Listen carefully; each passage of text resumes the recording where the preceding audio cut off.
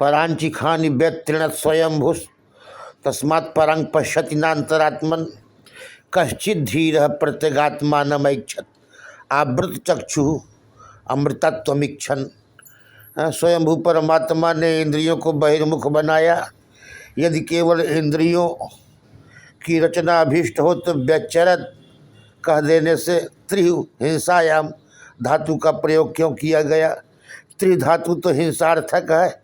इसका अर्थ यह है कि भगवान ने इंद्रियों को बहिर्मुख बनाकर उनकी हिंसा किया। हिंसा क्या है? केवल शस्त्र बध ही बध थोड़ी न है। दर्शनी को न देख पाना ही हिंसा है। दृष्टिबद्ध है। तो इंद्रियों ने कहा, हे प्रभु, आपने हमें अपने अनंत माधुर्य अमृत के रसास्वादन से वंचित कर दिया है। हम बहिर्मुख हैं, इसलिए आपके दर्शन नहीं पा सकती। आपने हमारी हिंसा की है। बुद्धि आपका दर्शन करती है। दृश्यते तु अग्रया बुद्धया सूक्ष्मया सूक्ष्मदर्शी भी कठोपनिषद। मन आपका दर्शन करता है। मनसैवा द्रष्टव्यम बृहदारण्यक को उपनिषद। मनसई वेदम आप्तव्यम, मन से जो वेदितव्य जाना जाता है। चक्षुरादि इंद्रियां जिसे नहीं देख पाती, यद चक्षुषा न पश्यति यद मनसा न मनुते, जिससे मन से मनन नहीं किया जा सकता है। जो अशब्द अलक्ष्य अव्यपदेश अनिर्देश निर्विकार है। तो भगवान ने कहा, रुको, हम श्री कृष्णचंद्र परमानंद कंद मदन मोहन के रूप में मनोहर मंगलमय मुखचंद्र पादारविंद नखमणि चंद्रिका मंगलमय दिव्य अंग की आभा प्रभा सगुण साकार बन करके तुम्हें रूपामृत प्रदान करेंगे। रूपामृत नयन से होगा पान, नयनों से तुम रूपामृत का पान करोगे। इसलिए भगवान अधरम मधुरम वदनम मधुरम नयनम मधुरम हसितम मधुरम हृदय मधुरम गमनम मधुरम मधुराधिपतेरखिलम मधुरम वचनम मधुरम चरितम मधुरम वसनम मधुरम बलितम मधुरम चलितम मधुरम भ्रमितम मधुरम मधुराधिपतेरखिलम मधुरम। उनका सब कुछ मधुर ही है। सूरदास जी की ब्रह्म संस्पर्श प्राप्त कर रोमांच कंटकित हो गए।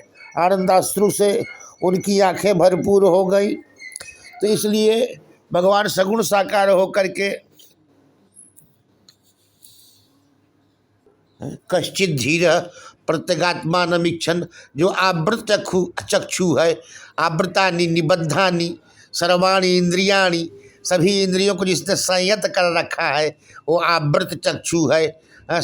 तो आवृत चक्षु जो है, चक्षुरुपलक्षितानि सर्वाणि इंद्रियाणि, चक्षु माने संपूर्ण इंद्रियों को जो आवृत संयम कर रखा है, वो जो है भगवान का रसास्वादन। कश्चित धीर प्रत्यगात्मानमीक्षण, तो भगवान कश्चित धीर पुरुष जो आवृत चक्षु है वो भगवान का रसास्वादन कर सकता है। और भगवान इंद्रिग्राह्य है। भय लोचन विलो की अवधेशा तब सुनिहो निर्गुण उपदेशा।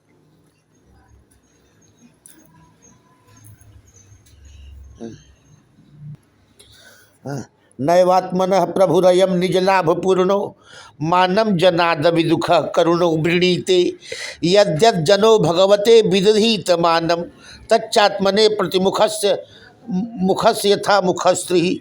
सर्वशक्तिमान प्रभु अपने स्वरूप के साथ के लाभ साक्षात्कार से ही परिपूर्ण है। उन्हें अपने लिए यज्ञ संसारी पुरुषों से पूजा ग्रहण करने की आवश्यकता नहीं है। वो करुणा बस ही भोले भक्तों के हित के लिए उनके द्वारा की हुई पूजा स्वीकार कर लेते हैं। जैसे अपने सुख का अपने मुख का सौंदर्य दर्पण में दिखने वाले प्रतिबिंब को भी सुंदर बना देता है, वैसे ही भक्त भगवान के प्रति जो जो सम्मान प्रकट करता है वह उसे ही प्राप्त हो जाता है। जैसे दर्पण होता है, तच्चात्मने प्रतिमुखस्य यथा मुखस्त्री। जो अगर आपने माला पहन लिया, बिंब को माला पहना दिया तो प्रतिबिंब अपने आप माला पहन लेता है। यानी जो बिंब स्थानीय ईश्वर को जो भी आप अर्पित करेंगे वो प्रतिबिंब स्थानीय जीव को ही मिल जाता है। नैवात्मनः प्रभुरयम निज लाभ पूर्णो, वो तो भगवान तो निज लाभ से ही पूर्ण है। आप तो काम पूर्ण काम परम निष्काम है। मानव जनाद अभिदुख करुणो वृणीते, अभिदुख जो करुणा से जो वृणीते करुणा करके ग्रहण कर लेते हैं। यद्यद जनो भगवते विदुहित मानम, जो जो वस्तु आप अर्पित करते हैं वो करुणा से ही भगवान अपूर्ण काम आत्माराम परम निष्काम भगवान को किसी से कोई मान सम्मान की जरूरत नहीं है।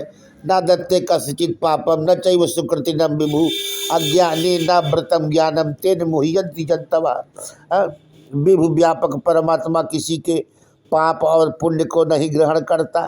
किसी तो भक्त लोग यज्ञ दान होमादि सुकृत कर्म क्यों अर्पण करते हैं?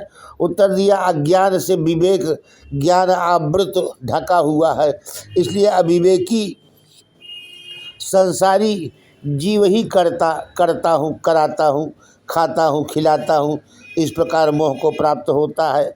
फिर भी पत्रम पुष्पम फलम तोयम, पत्र पुष्प जो कुछ भी सामग्री भगवान को अर्पण करते हैं उसे भोगते हैं।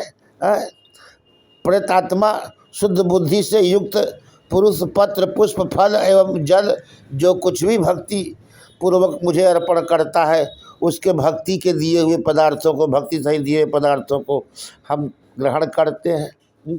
पत्रम पुष्पम फलम तोयम यो में भक्त्या प्रयच्छति तदहम भक्ति उपहृतम अश्नामि प्रेतात्मनः, अश्नामि मैं खाता हूँ भगवान कह रहे हैं। पत्र पुष्प फल भी तो उपलक्षण है। मधुर मनोहर पक्वान आदि के भक्त लोग भगवान को आनंद समुद्र अर्पण करते हैं, दधि समुद्र अर्पण करते हैं, दिव्याति दिव्य मधुर मनोहर पकवान भगवान को अर्पित करते हैं।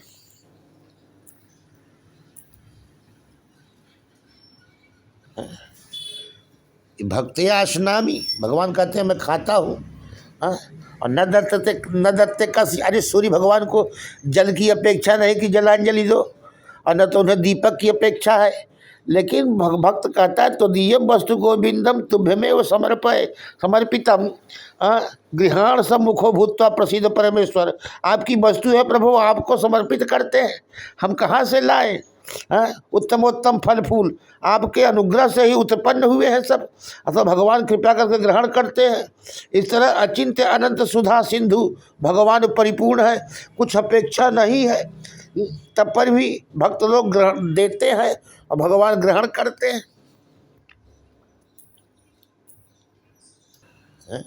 यद्यद् जनो भगवते विदित मानम तच्चात्मने प्रतिमुखस्य यथा मुखश्री, जो जो भगवान को आप देंगे, जो जो आप बिंब को पहनाएंगे अर्पित करेंगे, प्रतिबिंब अपने आप पहन लेगा। दर्पण में दर्पणगत प्रतिबिंब को माला पहनाना है तो अपने ग्रीवा अपने गटई में आप माला पहन लें, अपने गटई में आप हीरा पहन लें, वो प्रतिबिंब अपने आप पहन लेगा। जो भगवान को अर्पित करेंगे बिंब स्थानी को, वो प्रतिबिंब स्थानी जीव उसी को पा जाता है। भगवान को कोई अपेक्षा नहीं है।